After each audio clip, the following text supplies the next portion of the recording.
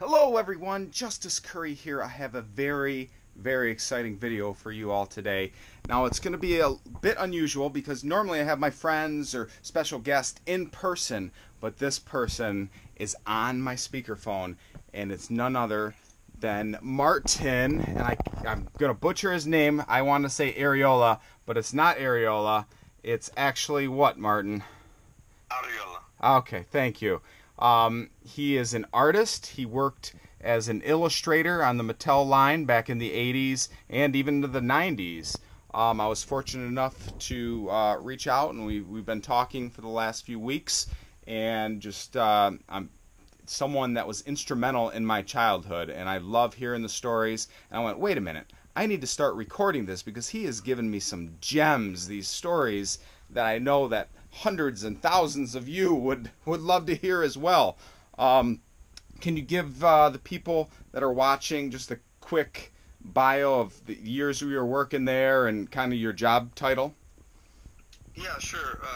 I started in the summer of 1982 after I graduated from Art Center College of Design as an illustrator.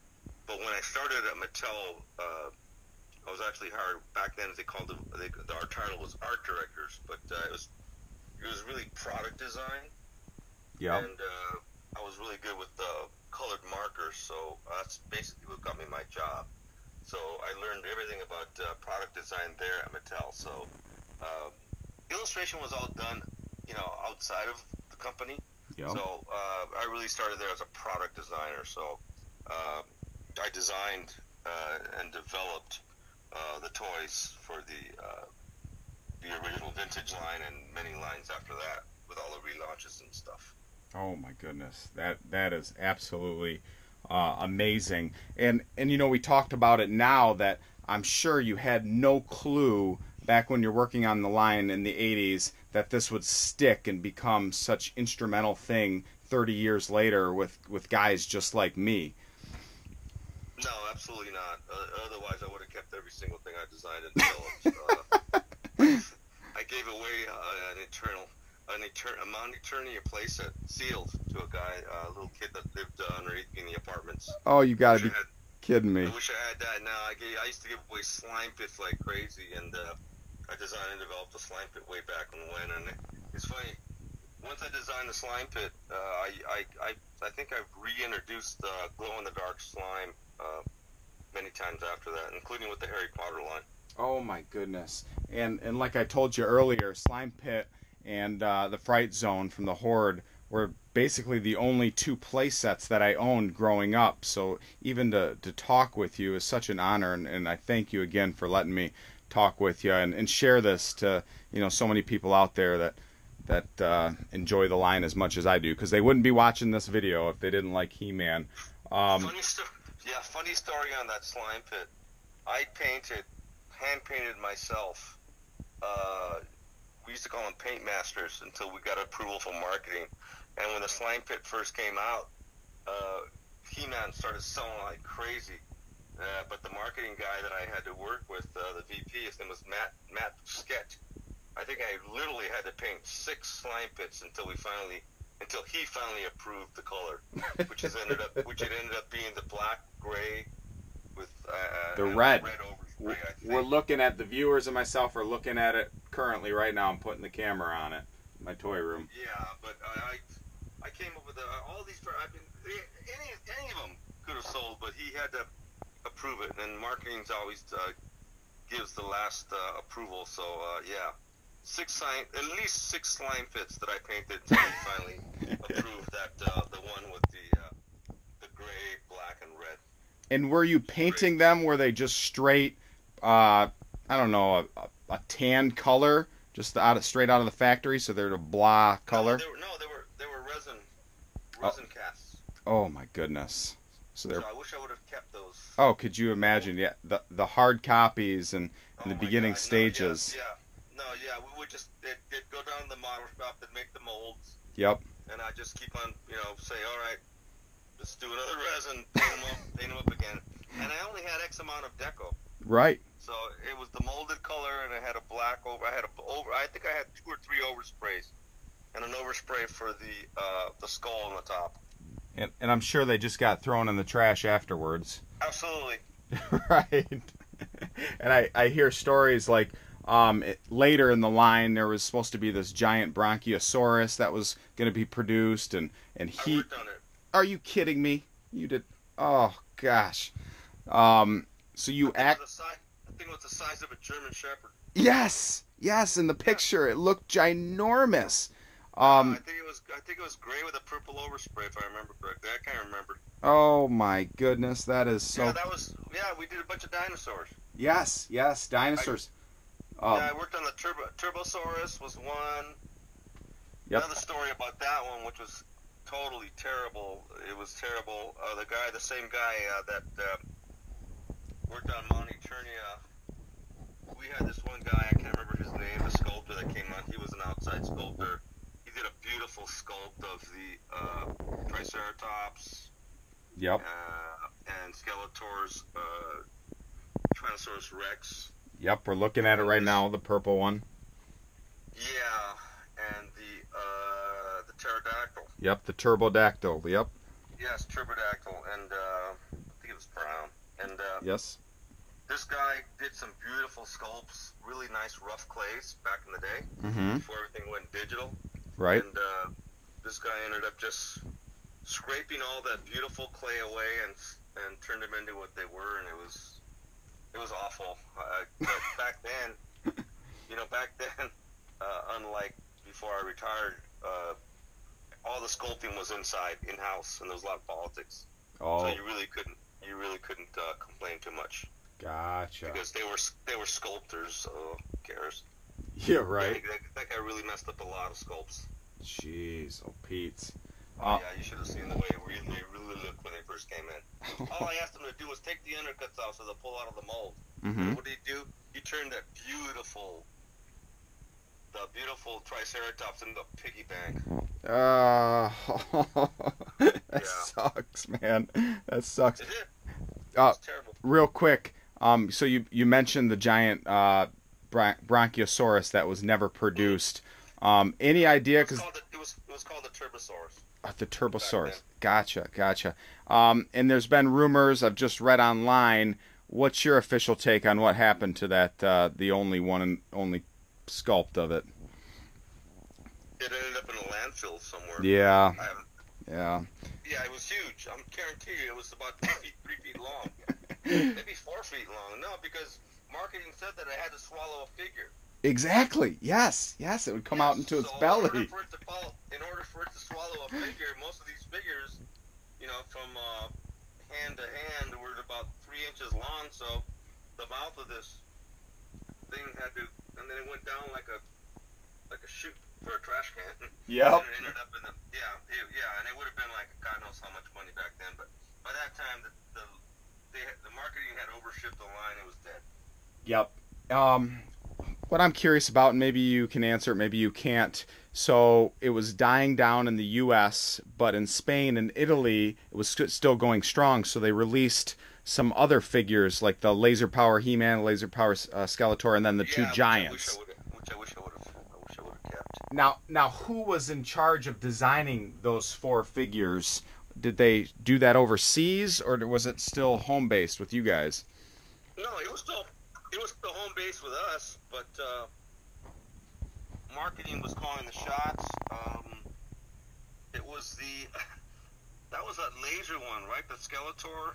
Yep, it lit up. Backpack. Yes, it would light up. I'm going to show people. It would light up, and I remember we used to call it "Take a Dump Skeletor" because his legs had to be bent so much that it looked like he was taking a dump. Oh my gosh!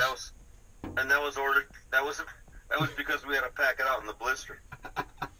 That is hilarious. Yeah, I'm showing the viewers right now my loose one and my mint on card one. Take a dump. You have one? Oh yeah. Wow, that's worth a lot. That's worth a lot of money. I think that's worth more than everything I got put together. Yeah, it's worth some coin. It took me a while to even track down, because even if you have the money, it's hard to even find one. But just with constant. You see how his legs are still bent? Yes. Yeah. Yes, that was in order to, be able to pack out all the electronics in the backpack. That's what we called it, Take a Dump Skeletor. That is hilarious. So you guys were responsible for, you know, designing it, and then it just obviously didn't get mass produced in the U.S. and just went to Italy and Spain, as well as the Titus and Megator, the giant guys. But yeah, I worked on those. That was another funny story. Jesus. Oh, what was funny about those guys? I got in a big fight with one of the. I was young back then, right? Yeah. Figuratively speaking, but Titus, or was it Megator? I can't remember which one. The green guy. Yeah, it was Megator. Megator's the bad guy. Green. The bad guy, and I wanted him to have this, you know, scraggly hair. Right, he's got hair. Yep. Right. Yeah. He had rooted hair, right? Yes. Both of them do. Okay. Both of them do. Okay. So when we started designing the things, actually there was two stories. Now that I'm going back down memory lane here, but the one I got in trouble with was the hair, because I wanted the green guy to have this scraggly hair. Right. So I went down to the second floor, which was the Barbie floor, and talked to the Barbie root and groom. That's what they call root and groom when they root, you know, the hair into the, you know, like Barbie, you know, a rotocast head. Yep. And I told her that I wanted this thing to look scraggly, so I gave her the B sheet, the sketch that I did. So it has to look like homeless and scraggly. Okay. So when I went back, she goes, I put my work order in and everything, and I went back to go pick it up, and the guy looked like he just came out of the goddamn barber shop or a beauty salon. So, you know, I said, well, she gave it like a Barbie, like a page boy haircut. Yeah. I go, well, okay, well, that's not good. So I didn't say anything, but then I went back upstairs and I took a pair of scissors to it, and I totally screwed it up. I said, no, I want it to look like this. Oh, and my goodness. I took it back down there, and she was the queen of root and groom. Uh-huh. And she almost had a heart attack. She was an older African-American lady, and yeah. I got in a bunch of trouble for taking a pair of scissors to Titus's hair, but I said, it can't look like he came out of the beauty shop. It's supposed to look like a bad guy. Right. Oh, that is hilarious. Yeah. Oh, my goodness. It wasn't hilarious then. She made a big stink about that. I can imagine. Yeah, I'm showing the viewers right now the hair on Megator and Titus, and did it end up scraggly? I can't remember. It did if it was unkept, but when it came out, it's just it's not curly or anything. It's, I don't know. It still looks weird, right? Oh yeah, the whole thing. Then I had it all beat up. It looked like it just came out of a washer dryer, but they wouldn't do that. That is. Back then, nobody knew who McFarland was. It wasn't done like that back then. Exactly. You gotta remember, this was early '80s, mid '80s. Yeah, mid '80s, because the line died down there in what, 86, 87, something like that. Yeah. Oh my goodness. And then I really got a kick out of it. I was laughing pretty hard when you told me it earlier, and that's what sparked this whole idea to do a YouTube video. Was, hey, I gotta get some of these stories out of you, because this is amazing stuff. But the Castle Eternia, can you tell me the story about the designer that was messing around with Eternia? You mean the sculptor that we faked out? Yes. That was the same guy that kind of butchered up my the dinosaur lines when he turned the Triceratops into a piggyback. Right. He took a long time, and it was, you know, this Eternia was in a long time, you know, in the making, and that was when the line was really big, and when they decided, let's see, okay, Castle Grayskull came out first. I worked on what was the Snake Mountain? Yep. I worked on that. Yep. Then after Snake Mountain, when everything, the line was still going crazy, they decided to do this really big one, which was Mount Eternia, which was the big three, you know? Of course. And the one in the middle was the big tower with the cat at the bottom. Yep. And this guy was taking so damn long the guy was slow. Mm-hmm. And a buddy of mine, Eddie Mosqueda, he was just the opposite. He was fast, and we were still working in clay back then. You always did, you went from the pea sheet to the clay to the mold, and then you sent the mold off to the tooling pattern and to get generated back in Hong Kong and all that stuff. Of course. But so what we did, we wanted to play a joke on Michael. So when he went to lunch, and it probably took him about maybe a week to generate this tower, the entire tower, exactly like Michael had it, which was what, I don't know, 2-3 feet high. Oh yeah, at least 2.5, 3. Yeah. And it was done in red clay. Mm-hmm. I can't remember what they called it. So we swapped out Michael's real one and put in Eddie's, which was pretty tight, and then we beat the shit out of it. Right. So the cat's head was on the floor, all the teeth were out. No. The tower was all like beat up. Yes. It was we totally trashed it. Oh my gosh. But it wasn't the real one. Right. It was a fake one. Yes. And then when he came back from lunch, like around, I don't know, 1 o'clock, we all hung out outside his cube. Nothing, he wouldn't see us. And we watched him walk in, and I put a note on it that said, "Hey, Michael, sorry, marketing dropped your rough clay, Martin." I love it. He saw it, the beat up fake clay. Mm-hmm. And then he just started rearranging the pictures in his cube. What? So we all thought he was going to go postal, so then we just all jumped out and said, "Hey, look, dude, it's just a joke. Oh my God. Here's the real one." Yes. And he didn't have much to say. Mm-hmm. I'm just lucky he didn't go postal back then. Exactly. And then the one that he was working on turned into the Eternia that we know today? Yes. Oh, wow. That is so cool. That is the unsmashed one. The unsmashed one, right. Even that smashed one. Oh, gosh, it's so cool.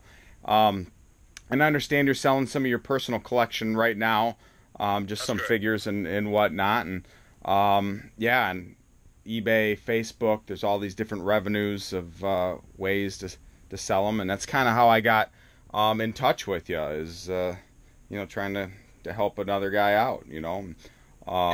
So I appreciate that. No, I appreciate it too. I'm honored to work with you and to go through this. Typically when someone's like, "Hey, can you sell something for me?" like a family member or something, I'm like, geez, I don't want to do that. But you, again, to hear these stories, to be connected to a part of my childhood is I'll do whatever I can for you. I'll bend over backwards, and it's an honor to be talking with you. That's cool, and it's funny. I was at Mattel for 32 years as a product designer, and I learned everything there. And it was a blast working on all this stuff. It really was. I've hung on to these. They're all mint on card. The cards have been, some wear and tear, but what's 35 years now, something like that? Yep. Maybe even more. 82 is when I started, so I don't know how many years that is, but I think I started working on the line in 83 or something like that. I think the first ones I did were refreshes, I think. I did the, there was already a Battle Cat, so I did the Panther, and decided to flock it. Oh, yes. So I think that was my very, very first He-Man item I worked on was, hey, we need an alternate to Battle Cat. Yes. What'd you do? So I came up with, how about we can flock a purple cat. Same cat. It was the same exact tool. You got to be kidding me. You were instrumental in the decision to make it flocked that we all know. Yeah, same with Moss Man. Oh, gosh, that's so awesome. And I did the same thing. Colin Bailey, you gotta mention this thing. Colin Bailey, that guy was the awesomest designer. He's an older dude when I got there. You gotta remember, I was probably early 30s when I got there after graduating from Art Center College of Design as an illustration major. And this guy, Colin Bailey, was just he was the shit. Yeah. If I can say that with. Yeah, of course you can. Edit me out or whatever, no, but, you can swear. He was awesome, man. Older dude. He's probably 60s, and this guy could just draw like an angel. And I watched him draw so many things. So who did those? So a lot of these, I don't know if you guys know this, or your viewers know this, or your followers, that a lot of these sculpts were from Big Jim. Yes, I do know that. I have them myself. First. Okay, so you know that battle cat was Big Jim's cat. Correct. And before Big Jim, I don't know if you knew this, it came from the Tarzan line. I don't know, 10 years before that, the black Tarzan cat. And the eagle came from Big Jim as well. And I'm staring at the eagle right now from Big Jim. Okay, that turned into Zor. So and I did the Zor. Yep. And then Screech. Then I did Screech. Yep. And Colin Bailey did Strider. He had already designed Strider the horse, and I did the eel horse. The Night Stalker. Night Stalker, yes, the purple and black the one. bad guy. Exactly, the one that Jitsu's riding in the 2-pack that I'm showing people right now. But yeah, it's basically the same horse, but just exact same horse, different label sheet, different colors. Correct. And now, what was the motivation behind that of using the Big Jims, the Eagle, and the Panther, just the tooling? The tooling was already done, dude. Right. And then they just said, hey. Tooling is the major investment. Mm-hmm. Oh, for sure. You gotta cut steel. Yep. Not only do you have to cut steel, but if it's a new tool, you have to do a new sculpt. Right. Yep. Indeed. So these were just happened to be the right size. I did the same thing when I worked on Max Steel many years ago. After that, I did the same thing with Max Steel. Used exact existing tools. So, time is money. Of course, and it's not only. I mean, they did that with Kenner Star Wars. The Ewok village later turned into Robin Hood's Prince of Thieves village. They used the exact same tooling for the treehouse. And those are big tools. The bigger the tool, the bigger the savings. Of course. Wow, that is very interesting. I love hearing all that. Well, cool. Well, thanks again, Martin, for sharing these incredible stories. I literally could talk to you for hours on end, but my battery will probably die before that. I'm gonna hang up with you now. I'll catch up with you here on email in the near future. And it was an honor. Thank you again for talking with us. All right, cool. All right, no worries. Later on. Bye. All right. That was so freaking cool. I mean, I've never done something like that. Talking to someone that was part of my childhood. Like, I'm starstruck right now. And like I mentioned earlier, don't be messaging me like 6 months from now or a year from now or even reaching out, because he's selling these items. He doesn't know how to use Facebook. I'm not taking any money. I'm not taking a cut, but I'm just showing him. He doesn't even know how to price this stuff. I'm showing him how to price it, put it on eBay, put it on Facebook, and just being that guy to help someone out, to do a good deed. But it's going to be gone within the first month or so, and I'm taping this late 2017. So if you're watching this in 2030, don't be messaging me. Don't be trying to look up Martin and go, you still had those that Justin talked about, those figures? Because he's selling it all. Again, just type in his name, Martin. Sounds like Arriola, Arriola. He's got a website here. If you Google his name, talks about him, shows some of his artwork, portraits, nudes, landscapes, the archives. He's just got some really neat watercolorings, it looks like, or oils. Yeah. Well, this was freaking a blast. I hope you guys enjoyed it as much as I did, talking to him and hearing those behind-the-scenes stories. If this gets a lot of good feedback and people want more, I'm sure he would be more than willing to do another one in the near future with me. So you guys take care. Make sure to hit that little subscribe button down below and stay tuned for many more fun adventures. Take care, everyone.